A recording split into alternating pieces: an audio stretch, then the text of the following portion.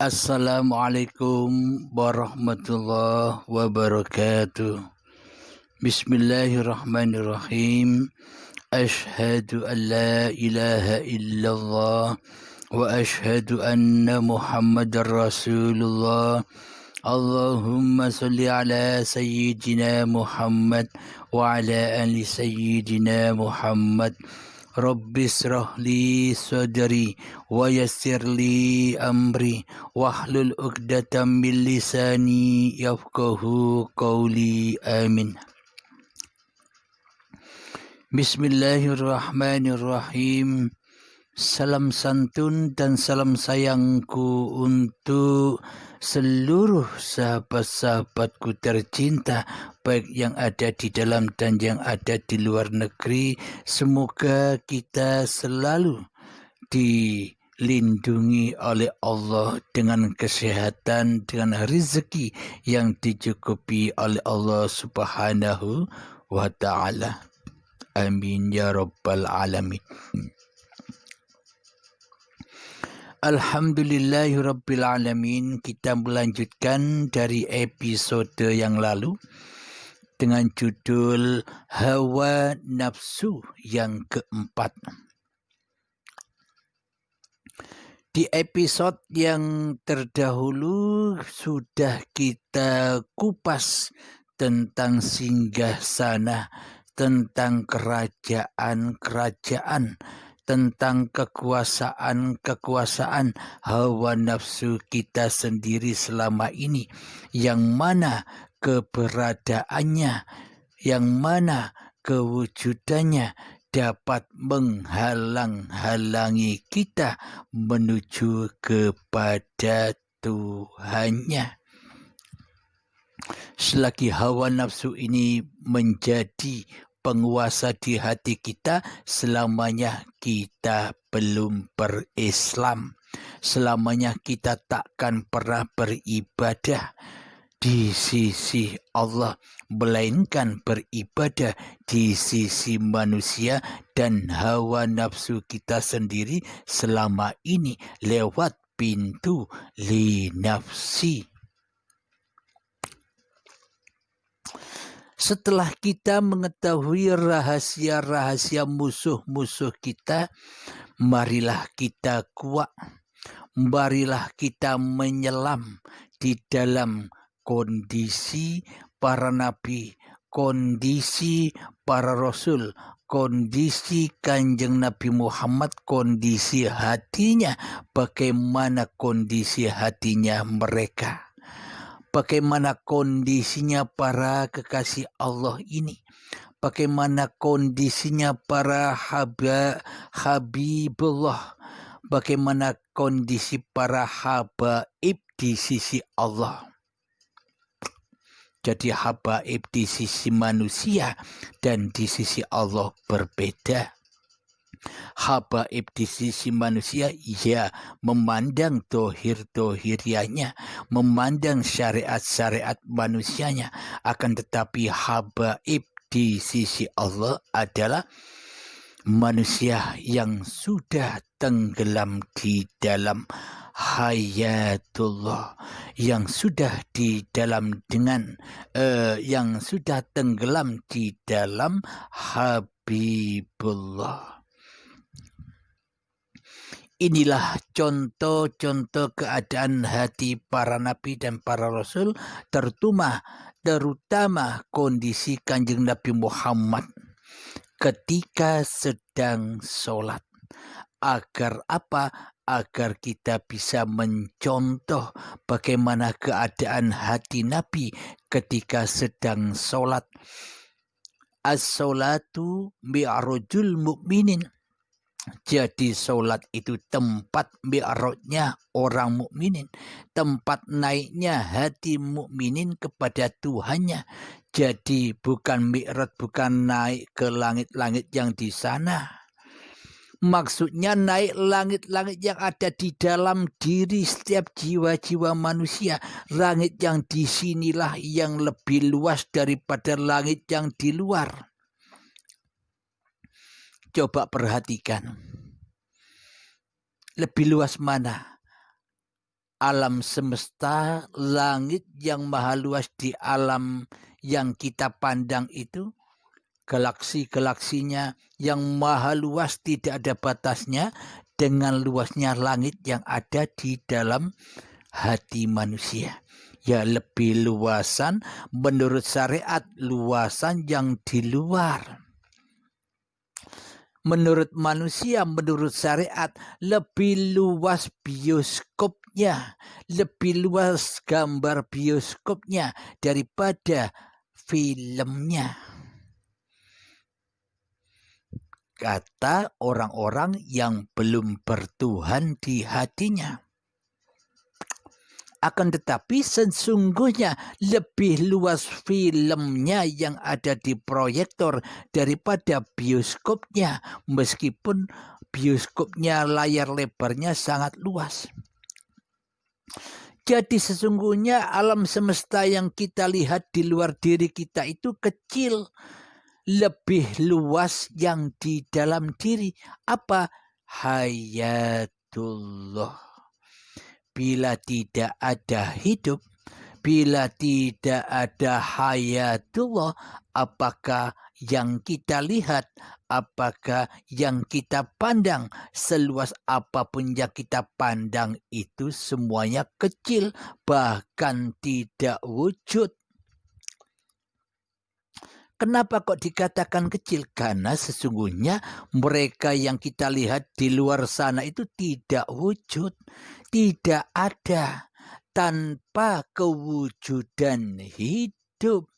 Tanpa kewujudan Allah, mereka semua takkan terwujud. Coba kita tak hidup, coba kita tak ada di dunia ini. Apakah mereka ada? Apakah keluasan alam semesta yang kita pandang, yang kita lihat selama ini, baik lewat YouTube, lewat berita, apakah mereka semua ada? Tanpa adanya Allah. Nah, itulah bukti bahwa Allah itu maha luas. Maha luas pengetahuannya. Mari kita selami kondisi hati Kanjeng Nabi Muhammad ketika sholat. Di sini kami membacakan di awal, setelah niat, di awal pergerakan sholat, yakni Allahu Akbar, Allahu Akbar. Bagi kita semua selama ini seolah-olah kita yang bisa mengangkat tangan, kita yang bisa bertakbir, seolah-olah kita selama ini kita yang bisa berbicara, yang bisa berkalam. Allahu Akbar, ya kan? Bukan Allah. Jadi selama ini meskipun kita sholat, di dalam sholat, ketika kita berkata Allahu Akbar, ketika saat takbiratul ihram, hakikatnya kita selama ini tidak memahabesarkan Allah di hati kita. Jadi kemahabesaran Allah selama ini gaib. Kebesaran Allah selama ini di hati kita orang nyata. Kebesaran Allah di dalam hati kita selama ini dusta, bohongan. Seolah-olah kita memahabesarkan Allah di dalam solat-solat kita.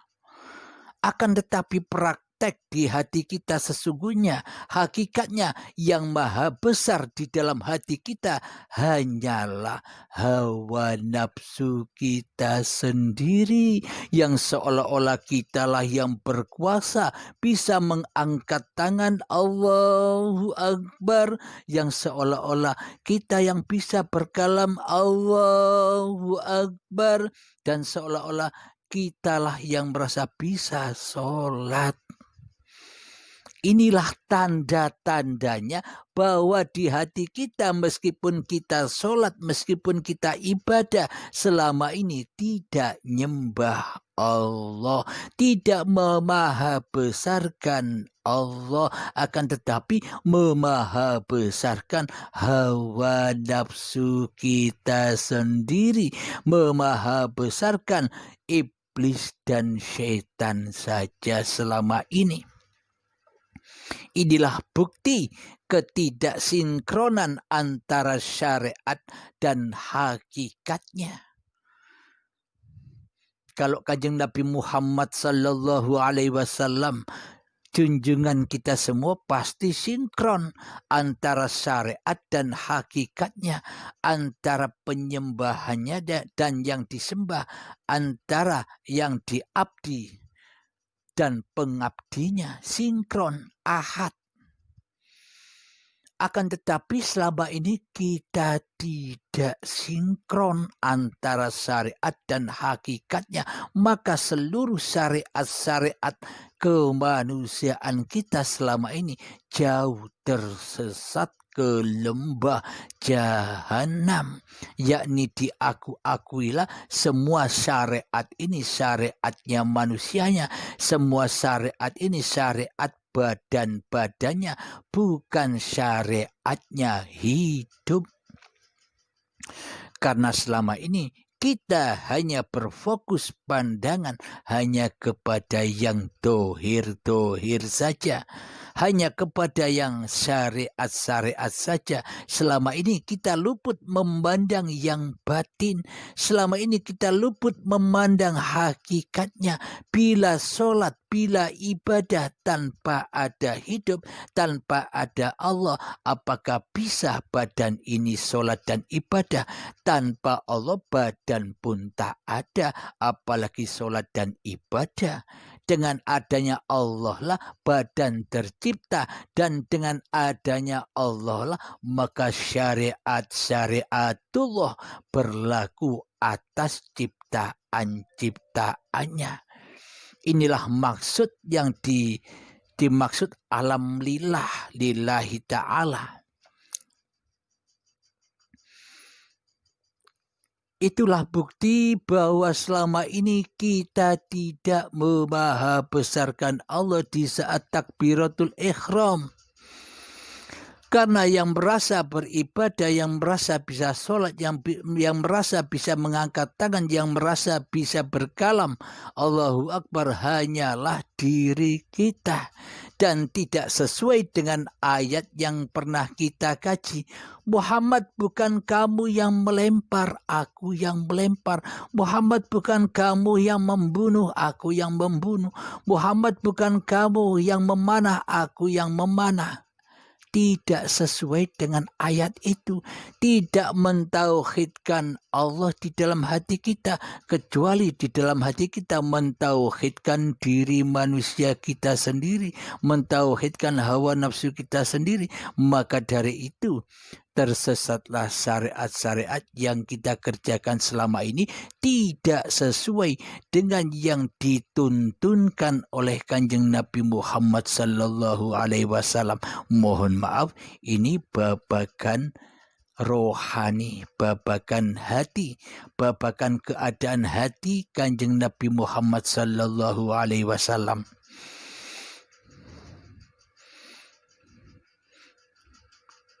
Jadi dasar-dasarnya syariat, dasar-dasarnya agama adalah awwaluddin ma'rifatullah. Itulah agama. Bila kita belum mengenal Allah, bila kita belum bermakrifat kepada Allah, bila kita tidak tahu siapa Allah, bila kita tidak tahu siapa Tuhan dan siapa hamba, maka selamanya bukan dikatakan beragama di sisi Allah.